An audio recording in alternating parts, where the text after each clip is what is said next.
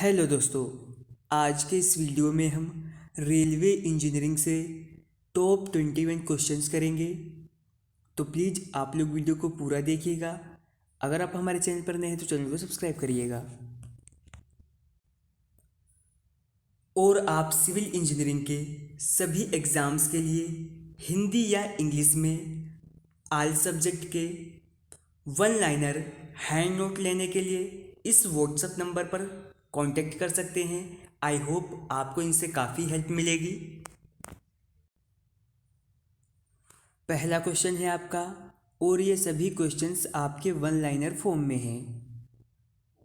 वृत्ताकार ट्रैक पर प्रति रेल सीट के लिए दो बाहर की तरफ तथा एक अंदर की तरफ किस बोल्ट का प्रयोग किया जाता है? क्वेश्चन में पूछा है, अगर आपका ट्रैक जो है वो सर्कुलर है तो प्रति रेल सीट के लिए दो बाहर की तरफ और एक अंदर की तरफ डॉग स्पाइक बोल्ट का यूज किया जाता है। क्वेश्चन नंबर 2 है आपका, रेलवे ट्रैक पर पॉइंट तथा क्रॉसिंग पर किस साइज के एग्रीगेट का यूज करते हैं? रेलवे ट्रैक पर पॉइंट तथा क्रॉसिंग पर 20 mm साइज के एग्रीगेट का यूज करते हैं। नेक्स्ट क्वेश्चन है आपका कि आपका जो CST 9 स्लीपर होता है उसमें कितने कोटर होते हैं? तो आपके CST 9 स्लीपर में 4 कोटर होते हैं। नेक्स्ट क्वेश्चन है, CST 9 प्रकार के स्लीपर में किसका यूज नहीं किया जाता है? तो जो ये पेड्राल क्लिप होता है इसका यूज नहीं किया जाता है। अगला क्वेश्चन है, सभी प्रकार के रेल के लिए केंट ग्रेडियंट की सीमा कितनी होती है? तो सभी प्रकार की रेल के लिए केंट ग्रेडियंट की जो सीमा होती है वो होती है 1 में 720।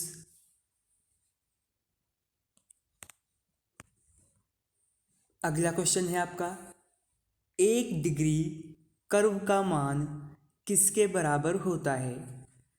तो 1 डिग्री कर्व का मान जो है वो होता है 1750 आर के बराबर।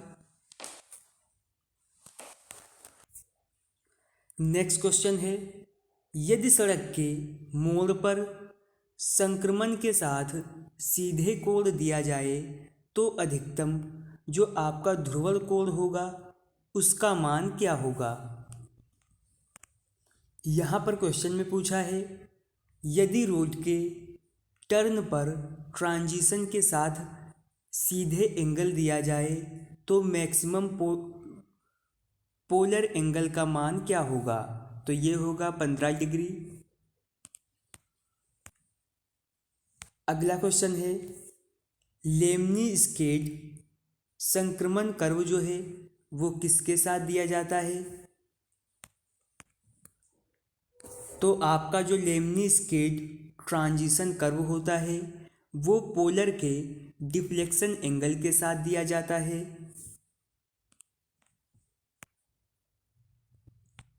अगला क्वेश्चन है, यदि पहाड़ी सड़क की ऊंचाई समुद्र तल से 300 मीटर ऊपर हो तो रूलिंग ग्रेडियंट का मान कितना लिया जाता है? यानी कोई आपकी एक हिली रोड है और उसकी ऊंचाई मीन सी लेवल से 300 मीटर ऊपर है तो उसकी जो रूलिंग ग्रेडियंट होगी उसका मान लिया जाएगा 5%। अगला क्वेश्चन है, बर्फीले स्थानों पर बहुत्थान का मान किससे ज़्यादा नहीं दिया जाना चाहिए?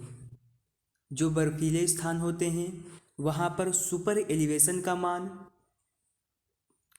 10% से ज़्यादा नहीं दिया जाना चाहिए।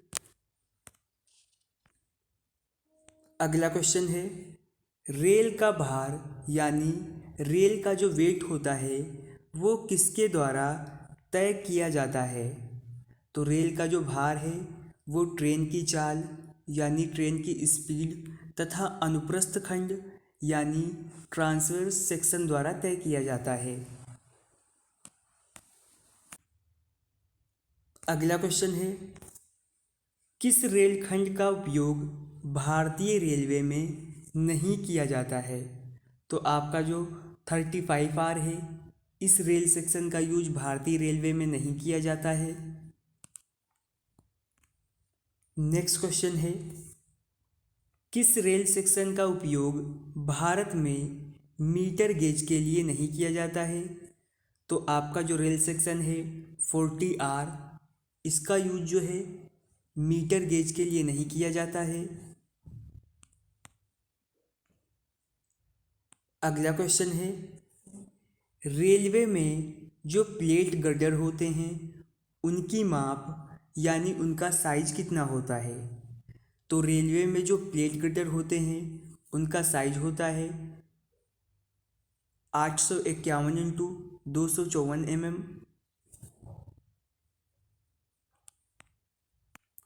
फिर अगला क्वेश्चन है आपका, सभी प्रकार के स्लीपर के लिए प्रभावी धारण क्षेत्रफल का मान कितना लिया जाता है?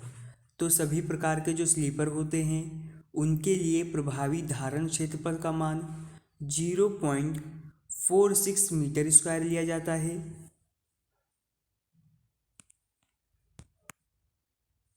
अगला क्वेश्चन है, जो आपके कास्ट आयरन स्लीपर होते हैं उन स्लीपर के लिए गिट्टी यानी एग्रीगेट के स्थान पर किस चीज़ का यूज करते हैं?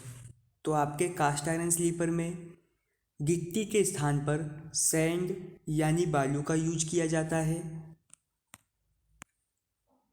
अगला क्वेश्चन है कि डॉग स्पाइक बोल्ट जो होते हैं उनकी पूरी लंबाई कितनी होती है? तो आपके जो डॉग स्पाइक बोल्ट होते हैं उनकी पूरी लंबाई होती है 120.6 mm। अगला क्वेश्चन है, डायमंड क्रॉसिंग पर नोज की कुल संख्या कितनी होती है? तो डायमंड क्रॉसिंग पर नोज की कुल संख्या होती है 6।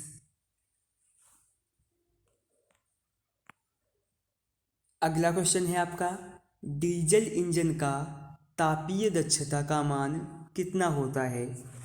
यानी आपके जो भी डीजल इंजन होते हैं उनकी थर्मल एफिशिएंसी का मान कितना होता है? तो ये होता है 25 से लेकर 35% तक।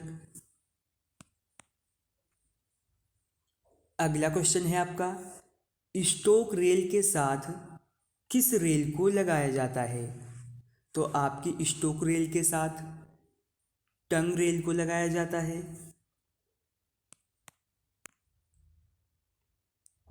फिर अगला क्वेश्चन है, रेल इंजन की दिशा को बदलने के लिए ट्रैकों पर जो व्यवस्था की जाती है वो क्या कहलाती है? यानी जो रेल इंजन आपके होते हैं अगर उनकी डायरेक्शन को बदलना है तो उनके लिए ट्रैक पर जो व्यवस्था की जाती है उसे कहते हैं ट्रायंगल।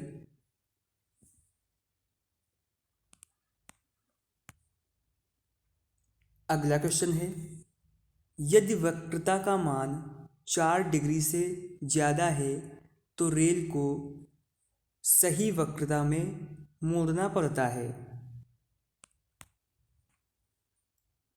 नेक्स्ट क्वेश्चन है आपका, इस्पात रेल की तनन सामर्थ्य किससे कम नहीं होनी चाहिए?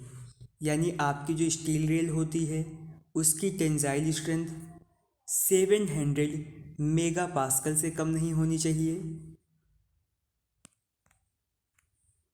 अगला क्वेश्चन है, किस रेल का उपयोग मीटर गेज रेल में किया जाता है? तो आपकी जो 60R रेल होती है इसका यूज मीटर रेल गेज में किया जाता है। नेक्स्ट क्वेश्चन है, बड़ी लाइन के लिए अधिकतम बहुत्थान का मान कितना होता है? जो आपकी रेलवे में बड़ी लाइन होती है उसके लिए मैक्सिमम सुपर एलिवेशन का मान 90 mm होता है। नेक्स्ट क्वेश्चन है, रेल का अभिकल्पन किसके आधार पर किया जाता है? तो रेल का जो डिज़ाइन है वो उसके वेट के आधार पर किया जाता है। अगला क्वेश्चन है, प्रति फिश प्लेट के साथ कितने बोल्ट की आवश्यकता होती है? तो प्रति फिश प्लेट के साथ 4 फिश बोल्ट की आवश्यकता होती है। फिर आपका आज के इस वीडियो का लास्ट क्वेश्चन है, फिश प्लेट रेल के किसके साथ जुड़ी रहती हैं? तो जो आपकी फिश प्लेट होती हैं वो रेल की जो फिशिंग प्लेट होती है उसके साथ जुड़ी रहती हैं। तो आज के इस वीडियो में हमने रेलवे इंजीनियरिंग से संबंधित कुछ इम्पोर्टेंट क्वेश्चंस किए हैं। अगर आपको वीडियो पसंद आई हो तो लाइक करें, शेयर करें, चैनल पर नए हैं तो सब्सक्राइब करें।